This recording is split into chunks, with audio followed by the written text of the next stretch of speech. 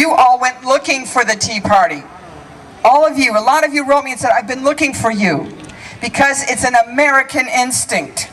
The Tea Party came up from the hearts of the American people. It's not the vision of just me or one other person. It's the vision of all of us together.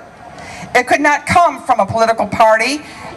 And to my friends in the Republican Party hierarchy, you would do well to remember that. The Tea Party is not yours.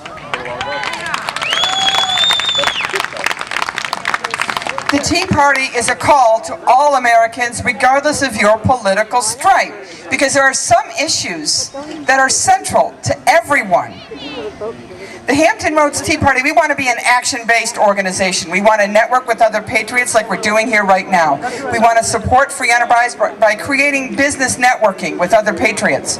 We want to influence the election process by educating voters on how to vote according to the Constitution, not empty promises. And we want to promote a love for the United States. This country is unique. It is exceptional. It didn't just happen. It was by a deliberate design. Now, we are looking for people to help us plan a local protest against healthcare deform. It's not reform when you wreck it, okay? It's healthcare deform on July 17th. So if you can go to our table, it doesn't take a lot, okay? You don't have to be super gifted or a superhero. You have to have some passion and a heart and a willingness to work and give up maybe watching American Idol for a little bit. And if you can go down to the turquoise tent with the netting, that's the Hampton Roads Tea Party tent, and we are seeking some volunteers to help with that. In September, you heard Marsh talk about it, we are participating in a National Freedom Rally on September 11th and 12th in Washington, D.C. It's very important that we get several 100,000 people out there. The mainstream media ignore pro-life marches of 50,000, so we have to have a good showing. If you remember, President Obama said he would be willing to discuss the Tea Party with people.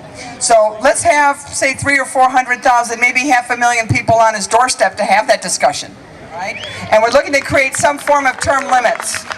Now, we're not ignorant enough to think many politicians are going to go, ooh, we'll limit ourselves. So we're looking to raise up citizen legislators. We're looking to raise up people who understand that it's being public service, not politician for life. And there is a big difference, folks. How many of you guys can think of a government program that does better than the private sector? Let's start with the post office. No offense to postal people here. Oh, no, I don't see a lot of hands going up. The government still can't figure out how to get publicly educated students to score better than privately and homeschooled students at $5,000 per pupil per year. And my PTA still needed to raise money for playground equipment. What the heck is that? We need politicians, and I want you to ask your next politician, what are you going to do when you get a pork-laden bill that has something you want in it? Are you going to vote no? I don't want Iowa's tax dollars here in Virginia. I want Virginia's tax dollars here in Virginia. And I don't want to send mine up to Minnesota. I don't care what they need. It's their state. And you know what? That's how it used to be many, many, many years ago. There probably are times as a nation to pull together. We're not talking about those times. But we're talking about every single election now is national. Have you noticed that?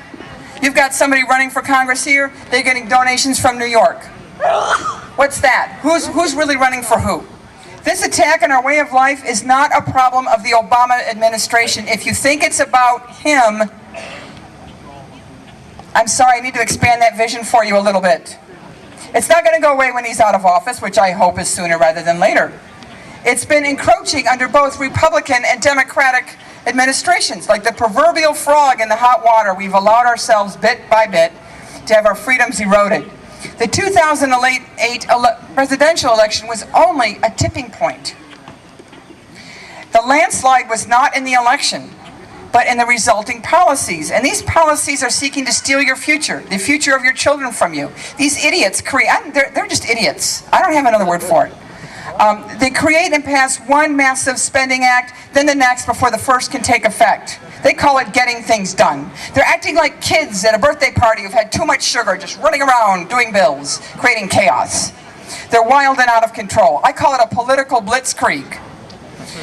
because it's incredible scope of destruction, and the current speed of the legislation is designed to stun you, overwhelm you, and defeat you. It kind of makes you wish gridlock was back.